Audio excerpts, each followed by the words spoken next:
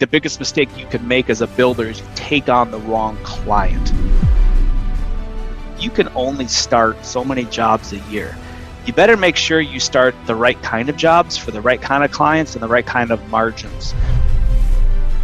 You need to stop doing what is not profitable.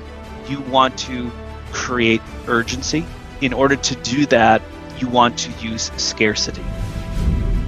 What's the one thing builders need to be aware of when it comes to growing an effective sales strategy? The longer people have to wait, the more desirable you are. This is Professional Builder Secrets, the #1 podcast to help you grow your building company safely and securely. Brought to you by the Association of Professional Builders. Join us every week as we talk to industry experts and your fellow professional builders on everything you need to know to generate more leads, more sales, and higher margins while improving the building experience for your clients. Hello, and welcome to the Professional Builder Secrets podcast, a podcast by the Association of Professional Builders for building company owners, general managers, VPs, and emerging leaders. Here we discuss all things running a professional building company, from sales processes, financials, operations, and marketing. Hello and welcome. I'm joined today by Rick Storlie, founder of Builder Lead Converter based out of Minnesota. Rick, welcome and thanks for being here today. Bosco, it's a pleasure. Thank you for having me on. Well, Rick, let's start off with you telling us a little bit about yourself and what you specialize in. Well, in a nutshell, we free up time for builders and remodelers so they can grow revenue and margins. And the market, of course, the housing market, the building market, the remodeling market has been flipped on its head since COVID, where we went from essentially being shut down. And in some cases, municipalities forced us to shut down, or the market just shut off in March of 2020. And so we were scrambling like everyone else, going like, okay, how the heck do we sell homes or sell our remodeling projects?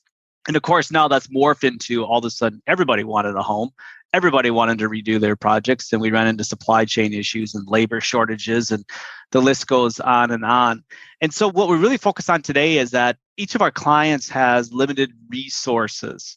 And so that requires selectivity. And what I mean by that is like, if you can only start so many jobs a year, you better make sure you start the right kind of jobs for the right kind of clients and the right kind of margins. Because otherwise, the biggest mistake you make today is you take on the wrong client. Because it's not like you can go out and you can just reproduce that because like, I don't have the labor, or it's going to take me another 6 months to get windows. And so all those things factor in. So you have to be really, really smart and nimble. And so what we essentially do, Bosco, is we simply help our clients develop a large pool of opportunities that they can choose from. And then therefore they can focus on the type of projects they want to do. They can focus on making sure they have the right revenue, the right profitability, and the right service area that they want to work in, and be very, very smart with the limited resources they have available. You talked a little bit about how the business came to life. How did it become so successful? Do you feel the demand just spiked the need for what you do? I had a client I was talking to recently, and he told me, he said, you worked in this business. I mean, like, you cut your teeth. You know what it's like to run a building company. And I think that what I bring to the table is that, yeah, I understand all of the challenges that builders deal with. And I'm very strategic. That's probably my biggest, there's lots of things I'm not good at. I am very good at strategy though. And so I understand the buyer mentality and what they're looking for in a builder relationship, and then be able to provide those resources at the opportune time. So our clients, again, get a lot of opportunities. Where the biggest compliment I can get from one of my clients is where he tells me, I tell people no. I have enough opportunities where I can say, no, I don't want to do that job. Thank you, but we're not the right fit. Next. And they move on. And the reason they can do that is because they have the opportunity. They have something else waiting for them. It's like when we don't have the opportunities, we take on the wrong clients, and that's where we get burned today. But my background is I started as a framer. I literally picked up garbage on the job site, back in the, and worked my way up to where I was a GM of a custom home builder company. And then I would outsource myself as a sales manager the first 12 years of our company, building that up. So the thing what I found though, as far as what we've become successful, is that I found one common denominator with a lot of builders is that builders are great at building and remodeling homes, but they're not so good at client acquisition. Right. And that's the weak spot. And so I can come in and I can help them be as great at client acquisition as they are at fulfillment. which is actually delivering the home or doing the project and then having that happy client. You talked a little bit about client acquisition. Let's sort of differentiate between, for our listeners out there, lead generation and client acquisition. What does that mean for them and why is it so important as part of the process for growing a building company? And that's a challenge today, right now, because it's not hard to generate leads. I mean, literally right now, you can go into pretty much any neighborhood, you can put a sign up, especially if you're a remodeler, and you can say, hey, I do XYZ service. And you're going to have lots of people that are interested in getting your service. So lead generation is not hard to do. In certain markets it is, but today it's not.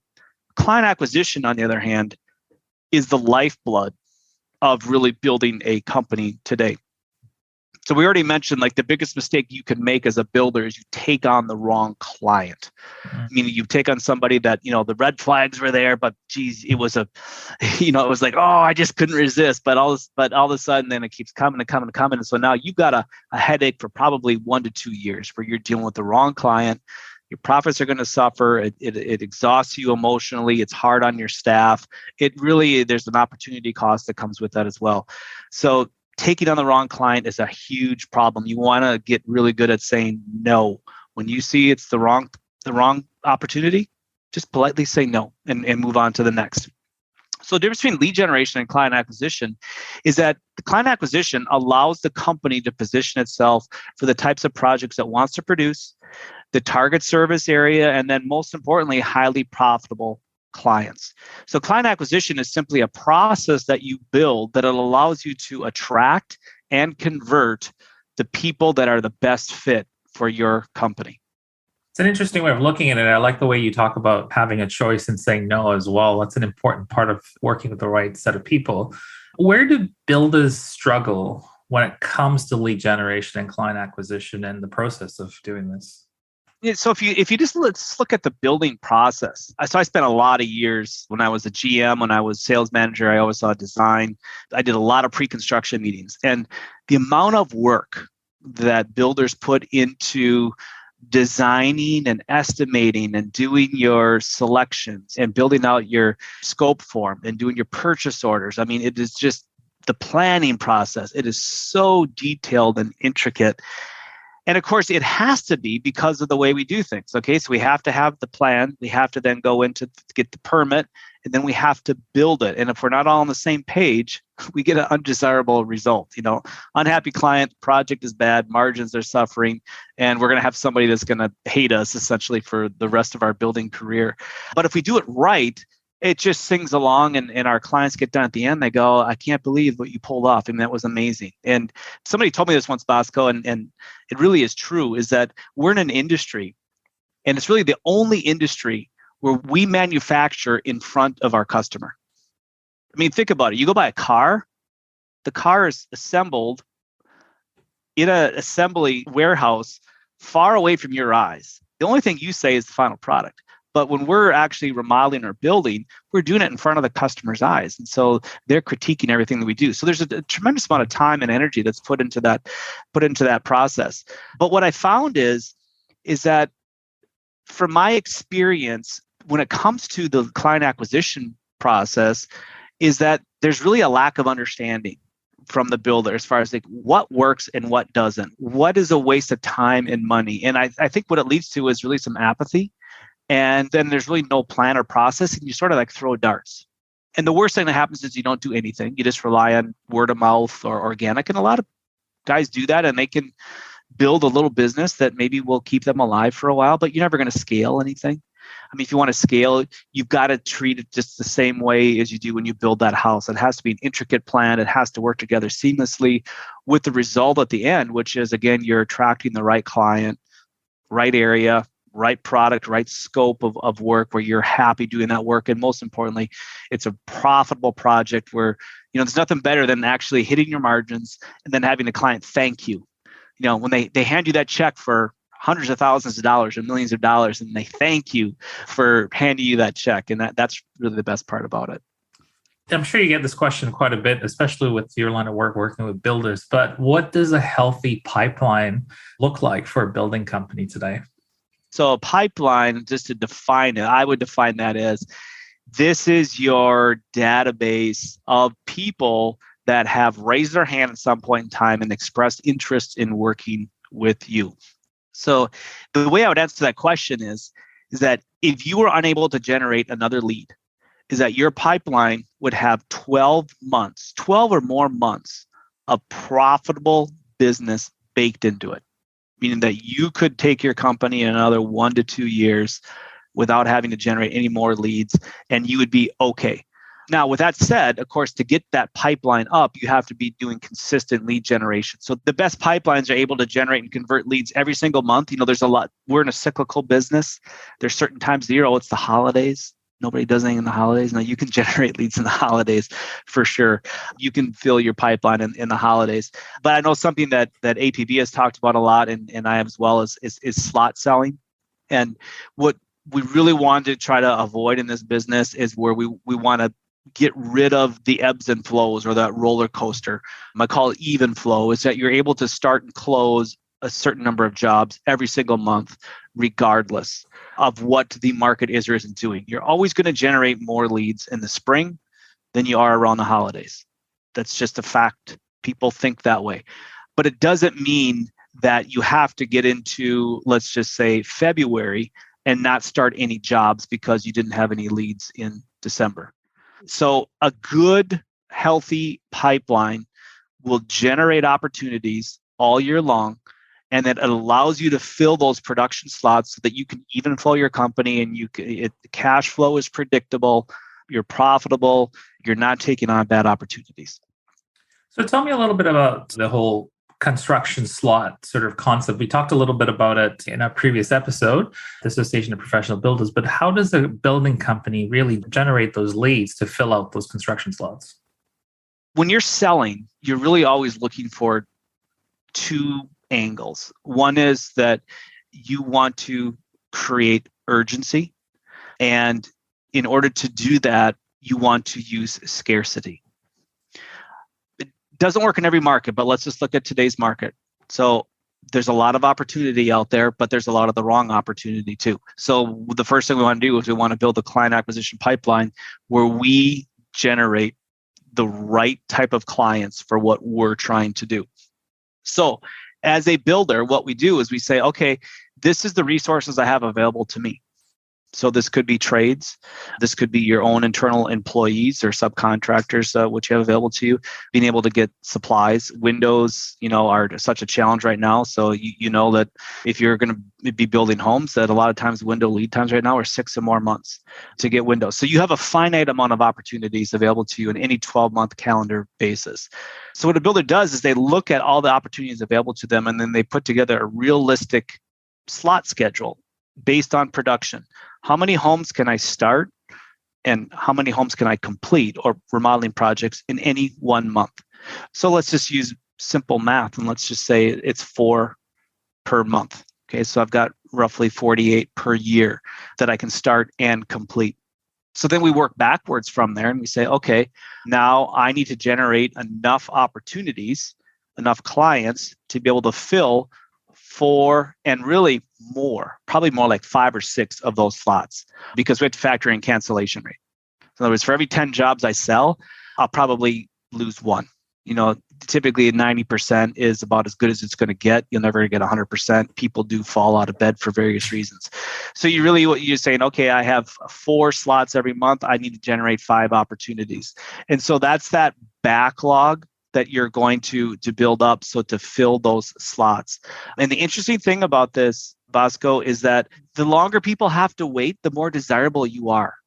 I don't know what it is. It's kind of like everyone wanted to date the prom queen, right? In high school. It's like, oh, okay, well, she's the queen, so I guess she's the most desirable. So, we have a lot of people waiting for her. So as a builder, when you are able to speak with your prospective client early on and say, well, right now we are starting jobs. Let's say, right now it's May. Say we're starting jobs in November. We're 6 months out. To most builders, they would say, oh, I don't want to say that because I'm going to lose the job. But what happens is it's like reverse psychology kicks in. They think like, well, everybody wants to work with you, so therefore I do too. And so by being able to say that you have a backlog and you can't start because you're only starting 4 projects per month, people are drawn to you. And so really what it comes down to is that I need to build a client acquisition pipeline that I need to produce 5 or 6 opportunities every single month for 4 slots. And the reason I do 5 or 6 is because one cancels. Okay, I have a backup. Let's say somebody gets delayed. They don't get design done. I have to push them out. Okay, now I want to slide someone in to that. So I always am working with more opportunities than I can deliver. And that is the idea behind slot selling, is that I create urgency with my clientele through scarcity.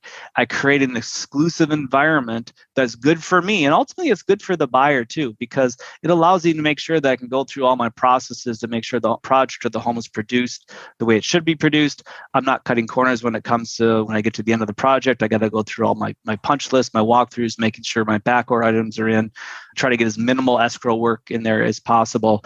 And it's a win-win for everybody. But ironically, I have a client right now that's just telling me, he says, I'm 12 months out. And we're actively pushing client acquisition for him. And you know what? He's telling people, I'm not starting that job until 2023, until right now. And people still want to come in and meet with him, and they still want to talk to him, and they still want to sign contracts, and they're willing to wait. So what does an effective sales process look like to complement these lead generation activities and to further complement the client acquisition side of things? Is it so different from other sales processes in other industries? Well, I don't think so. I don't think so in other industries, but I do think that we are unique in building a home in that there's really 3 primary factors that we always look at when it comes to sales process. I would say the first thing that we do wrong, let's start with that, is we don't specialize. We promote ourselves as generalists. Okay, so I am a remodeler. I am a home builder. Okay, great. I need to have the service door on my garage repaired. Will you come remodel that for me? Sure. Okay, I'll do that. Well, no, that's not what you do. You need to specialize, and you really need to focus on what you do well, where you want to do it. And then as far as when I say the scope of the project, I can spend $25,000 remodeling the kitchen, or maybe I could spend $250,000 remodeling the kitchen. So what sort of fit and finish level or project scope do you want to work in? Because some remodelers really like to get into the high end stuff, and home builders too, very, very custom. And some are like, you know what, we're not made for that. We want to stay more in this area. So you need to understand where is that sweet spot for you. Mistake number 1 is you don't specialize enough. Mistake number 2 is that you let marketing dictate sales. Marketing is typically looked at as, okay, bring me opportunities. I'm going to put something out there and try to get something back in the form of opportunities. But that's not what marketing is. That's more lead generation. Marketing is getting out there, what is the value of your service? And in order to really hit the right target market, I have to make sure that my service is tailored to appeal to that target market.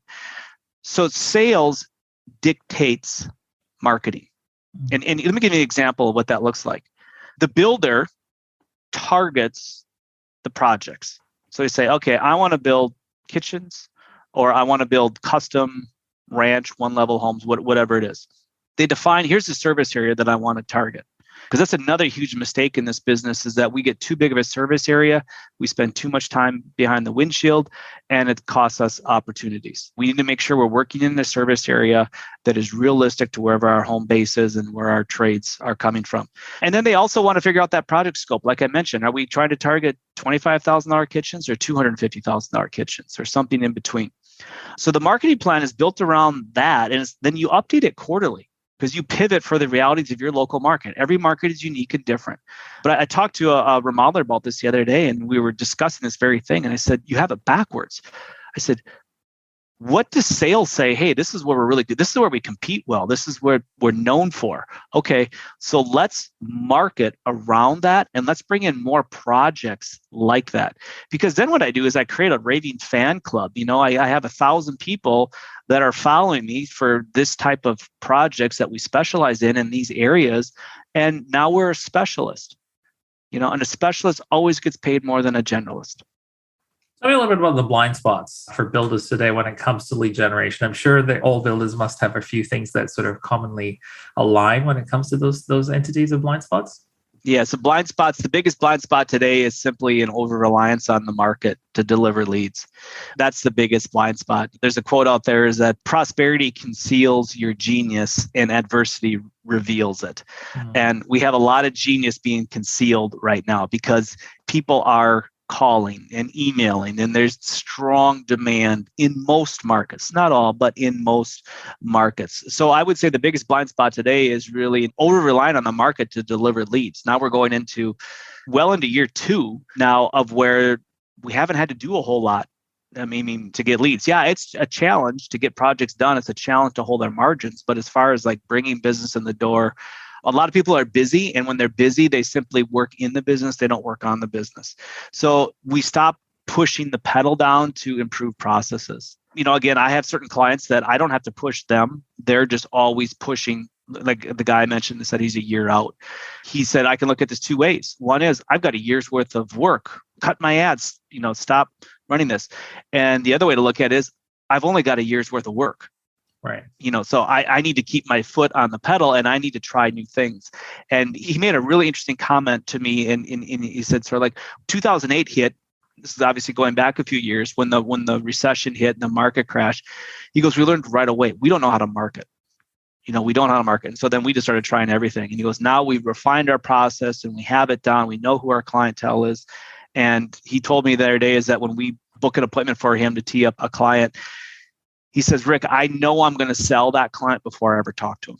Right. Because I have so much information on him. I know it's the right client or if it's not before I ever talk to him. And it's like, well, that's kind of the epitome. And by the way, he's marking up his jobs 56.9% for a design build remodeler, which is off the charts. And he doesn't do anything under $100,000. That's so incredible. He's really, but he's worked at it and worked at it and worked at it and worked at it. I wish I could take all the credit for it. I can't. Again, what do? I just keep opportunities in front of him, and he just continues to push the pedal. So what are some of those lead conversion tactics, organic lead conversion tactics that you need to factor into the sales process to acquire those clients? I think the biggest one, Bosco, is that you've got to get people before they're ready. And what I mean by that is like, usually it's, if you're dealing with a married couple, it's Mrs. Buyer decides, I don't like my house. So she decides, do we want to move or do we want to remodel? But there's a process that you go through of where you don't like your house because there's a certain things in your lifestyle you're missing. So whether that's day-to-day living, whether that's entertaining, whatever it is, there's just something they don't like. And so now they start to go into the process of, okay, what if we remodeled our kitchen? Or we did an addition, or we did this. How much would that cost? And so they start just getting out there and started looking around. So you got to find them when they're in that spot before they've developed in relationships, before they've met other builders and your competitors. And you've got to really position yourself as you've got to be the local expert. And so you find what are the resources that she's looking for. And then this is called, from a marketing standpoint, it's called an opt-in or a permission-based relationship. Right. So it's permission-based marketing. Essentially what she's saying is, oh, you have something I want. What I will do is I will give you my contact information and the permission to start a relationship with you if you will give me that resource, because this is what I'm looking for. I need this. And we'll talk a little bit more about this, but that usually falls into one of 3 categories. So if you just provide the right resources, position yourself as a local expert, educating people, and you have to be able to be a specialist to do this, then people will find you. They'll start that relationship, and it might be months, sometimes even years. But when they're ready to go, they see value in what you're doing. They've already developed a relationship and they trust you. You're going to get that job. Talk to me a little bit about some of these trends that you're seeing around the lead generation process. Is most of this acquisition and lead generation process online today? Is it digital advertising that's predominant when it comes to the current trends? Well, digital advertising, so let's just define that as paid. I'm writing an ad and I'm paying dollars for it. There's other ways to advertise yourself digitally, organically, right? So my website, my social media presence. I can also be on other websites, as far as association websites, maybe some of my supplier websites. So I can get known that way too. But I would say the difference between generating a lead versus client acquisition. So generating a lead is simply, okay, here's my phone number, call me, or here's a contact us form, fill it out. What I'm missing there is I'm missing that person that is just researching and not ready to talk yet. They're still thinking about it. They're still just wondering, is this something I want to do? And they're trying to fill in the blanks. And so with a client acquisition process, the first thing we do is that we recognize we're after people that are not ready and willing, but they are maybe able to do the project. And so what we're going to do is we're going to fill in the blanks to help them become ready, willing, and able. So the first thing we want to do is we got to provide the resources. So that's a big current trend, is that we have to be an expert. We have to be an educator. We have to provide resources. We have to segment that our list, our database. So in other words, a lot of builders it's like a lot of them don't even have a CRM, and CRMs are not super important, but it's a database is, even if it's an Excel spreadsheet. They just sort of have people on pieces of paper here, or some people are over there and some people over here, but you got to have a centralized database. And then once you have that database, you have to segment it. And segment it means I segment it by however I want to. So if you could segment it by project type, you could segment it by location, you could segment it by budget, you could segment it by timing. There's endless ways you can segment it. Number two, as far as a current trend, is really the trend away from email marketing and the trend towards SMS or text messaging marketing. We know email marketing inboxes continue to falter. More and more email ends up in spam. It doesn't get read. Text messages, open rate is roughly 100% after an hour, and it gets read. So text messaging is really the way to go today to make an impact and actually work with your database, get those people to raise their hands, the ones that are ready to go. Auto booking appointments is another one. There's so much wasted energy happening today, Bosco, where people are just doing it old school, where lead comes in, review the lead, wait till I have a minute to call them back, leave a voicemail. Okay, lead calls me back the next day. I'm in a busy meeting and I go this back and forth. I call it the chase. There's all this chase going back and forth. Well, in the meantime, that person has reached out to two of your competitors. Right. Well, what if they got a hold of them right away? Now they're already developing that relationship. And before you know it, they're like, oh, you know what? I'm really happy with Bosco. Rick, thanks for the opportunity, but we're good. We're good over here. So you've got to be able to really auto book appointments, get them on your calendar as soon as possible. And then you need to get them on the phone and verify if they're a viable lead. But a couple of other things as far as trends going on today, Google My Business Chat is a big one. Google My Business for local businesses is huge. There's a chat function involved there now. There's also some different lead opportunities you can do from a pay-per-click standpoint on Google. But one of the simplest things that we found that actually works really well is simply just retargeting on Facebook. Right. Somebody visits your website or happens to visit a landing page on a Google ad, and you just retarget them on Facebook. It works really well, and it's cheap. Yeah, that makes sense. And, at the end of the day, we're living in a world right now where you can amplify so much when it comes to advertising and get more exposure that way too. Here's a tough question, and you can either give it to me in a dollar value or in a percentage value, but what budgets should a building company factor for lead generation? So, if they're getting X amount of income, how much of percentage should they take and reinvest into lead generation today? Well, it's a loaded question and I have to preface it with, it depends. Yeah. Number one, it depends on a couple of things. So let's start with home builders and then let's talk about remodelers. So home builders, the first thing it depends on is, are you building model homes? Do you have a model home? Because that is your number one lead generation tool. And really, it's a marketing tool because you're able to showcase what you're capable of doing. So a model home, and a lot of builders, they don't take the cost of the model home and put it into their marketing budget. So I would say if you are a home builder and you have a model home, you should be using roughly about 1% of your gross annual revenue for a marketing budget. Now, if you're a remodeler or you're a custom home builder that does not have a model home, probably closer to 2% of gross annual revenue. Custom builders might be closer to 1.5%, because a design build remodeler, if you're doing, 5, 7 million a year, that's a pretty good size remodeler. So you 2% of that, okay, I've got $140,000, going out the door in a marketing budget. That's a good way to look at it. If you get above 2%, then what I would say is you need to really look at where you're allocating your dollars and take a closer look at you're getting a return on your investment. Wow. What are some of the most common mistakes that builders make when it comes to digital leads? You talked a lot about where to acquire some of these leads online with the trends, but what are some of the things that you got to look out for? Number one is no strategy.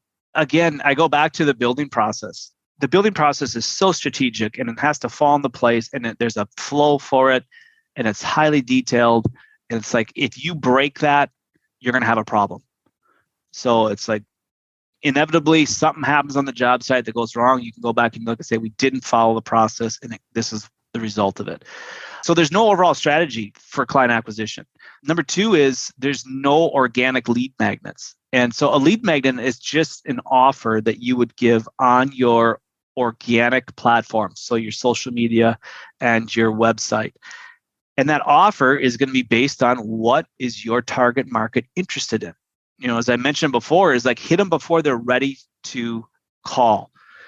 So if you go on most builders' websites, you can fill out a form or you can call a phone number. That's it. There's nothing else.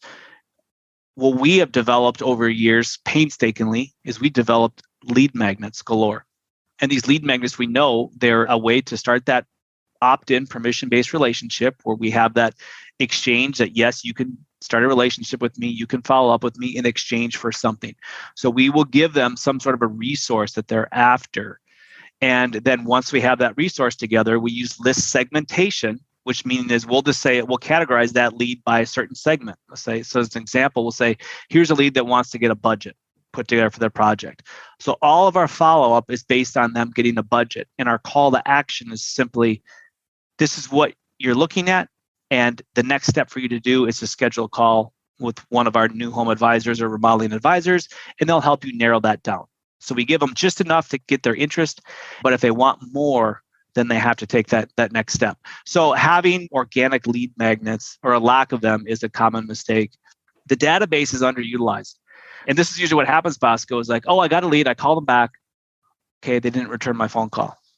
So then 2 days later, I shoot them an email. They didn't reply to my email. Next. We have no idea. Maybe they went on vacation. Maybe they got busy at work. Maybe there was a family emergency. But the database is underutilized. So they have this database full of people that have already raised their hands that already said, I'm interested. And we've even given some information.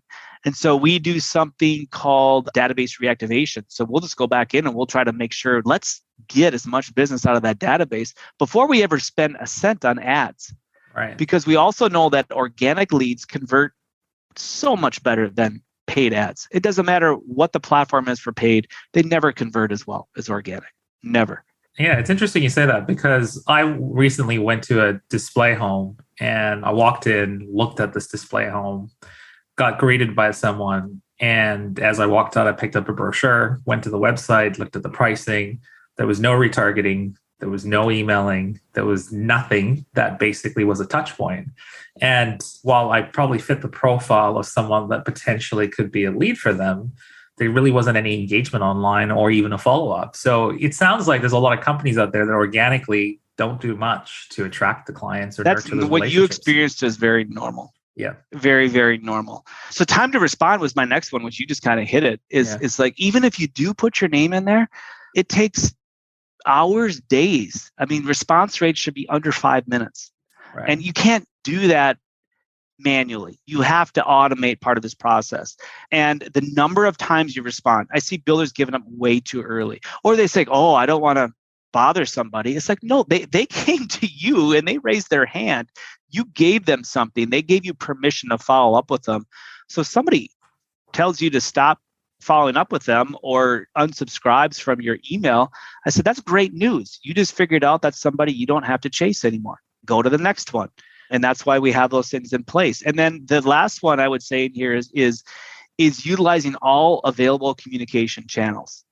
And by that, I mean, we're texting, we're emailing, we're calling, and we're using voicemails, voicemail drops. So we can get into social media and things too from that, but just those three. I see an over-reliance on email. not enough texting. And then I see people that where they're calling and not leaving voicemails either. So email's easy, and everyone wants to send an email, but it's probably the least effective of all the follow-up methods. What is the future of lead generation, sales and marketing for building companies look like? What do you anticipate is going to change the landscape moving forward? Speed through systems. So if you're familiar with Co-Construct and Buildertrend, they came on the market, and you've got all these guys out there that are doing manual estimates. They have no scheduling built in. They have no client communication platform, and it's just a mess. You got these people that are building these custom homes, and the experience is horrible.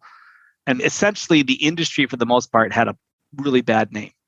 So you get a couple of guys that go through this process, and they're software engineers, and they say, there's got to be a better way to do this, right?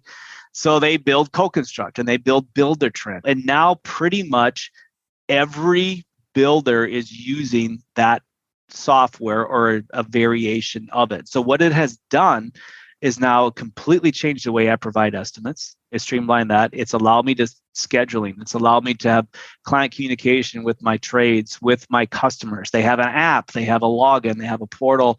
We actually have a schedule that we're working off of, and something that we're sticking to. We're all working together.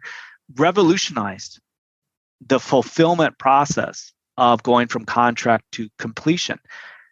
So on the front end, what we are doing is trying to do what Co-Construct and Buildertrend did the fulfillment process. We're trying to do on the front end process. Have such a good experience that we can very quickly get that lead to see the value in what you're offering, build that trust in that relationship. And this is a thing, Bosco, that I remind builders of all the time, is that you're not being compared to your competitor. So when that prospective client reaches out to you and two of your competitors, you're not being compared to your competitor. You're being compared to their favorite place to do business. So that could be a clothing store. It could be their local coffee shop. It could be their grocery store. It could be their auto dealer. But wherever their favorite places to do business, because of the customer experience that they get, the way they're taken care of and followed up with, the way that they feel like their needs are being met and exceeded, that's what you're being compared to. So we just want to go above and beyond everything else by covering all of our bases and making sure that we can very quickly determine if this is the right fit and either say next or move them into our pipeline. So definitely speed through systems is where I see the future. It's interesting you say that. We actually had Dan Houghton for Buildertrend actually on our podcast episode as well a few seasons back. And it was an insightful interview about how technology and systemization is changing rapidly, and it's moving a lot quicker than builders anticipated. So what should building companies be focusing on when it comes to growth as well? We talk a little bit about marketing and sales and everything else, but when we talk about growth, long term, how do they sustain themselves moving forward? It's counterintuitive, but it's specialization. You need to stop doing what is not profitable, what you don't enjoy doing, what you're not good at, and you need to specialize on those things that are profitable, you do enjoy doing, and you are good at. So less is more when it comes to growth. So it's completely counterintuitive. But if you have a menu item of 10 services you do, and you're really good and profitable at 4 of them, 60 to go. I remember when we were building homes, I think at one point we had like almost 60 floor plans we were offering. And we did an analysis once, like, what are we selling? What are we making money at? And we figured out we were selling like 13 out of 60 floor plans. So it's like we were spending all this time and energy maintaining pricing and design on 47 floor plans we weren't selling. And so what do? Get rid of them. We'll get rid of those. We'll take the 13 that are selling. We'll do some tweaks to them, maybe do a couple extra elevations. And that's where our bread and butter was. So stop trying to be all things to all people and just focus on what you're good at and also what people appreciate. You target those people that want to work with a builder like you. So I could talk to you about sales all day long, Rick. It's been a very insightful interview, but I'm going to ask you my final question, and this is around one of your key strengths. You talked about the fact that you do strategy really well at the start of this interview. So holistically, if we tie this whole entity of building an effective sales strategy, what's the one thing builders need to be aware of when it comes to growing an effective sales strategy? I think the first thing you have to do is you have to forget everything you think you know. And give me an example of that. Prior to March of 2020, it was pretty much business as usual. And, it's just like, yeah, you would have a little bit of innovation here and there, but it was still pretty much business as you knew it. I remember in like July of 2020 talking to a client, and they told me, we just sold a $1.2 million custom home where we never met the buyers.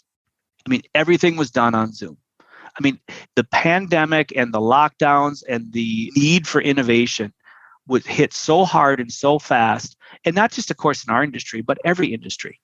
Now, my kids need to go to the doctor. Half the time, it's a telehealth call. Right? I can just call I'm on Google Meets or something with them. I don't have to go in. Everything has changed and it's gone so fast. So I think the first thing you do is you need to forget everything you think you know.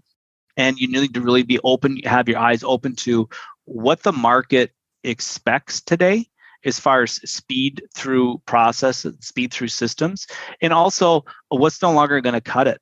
Again, what hasn't changed, Bosco, is the way people shop, and people still shop by process of exclusion.